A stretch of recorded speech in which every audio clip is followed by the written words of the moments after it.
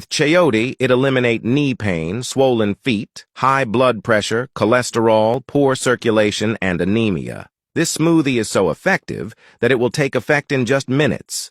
For this recipe, we will need half of a chayote, and we cut it into pieces. This helps repair any type of damage to our organs in a 100% natural way. We put it in a blender and add a liter of water and blend well for approximately 2 minutes. After this, we strain it and then add the juice of a lemon, since it has an antioxidant and anti-inflammatory effect, and also fights diabetes, since it has many benefits such as reducing blood pressure, cholesterol, and also stimulates the metabolism. Our miracle smoothie is ready. How to use.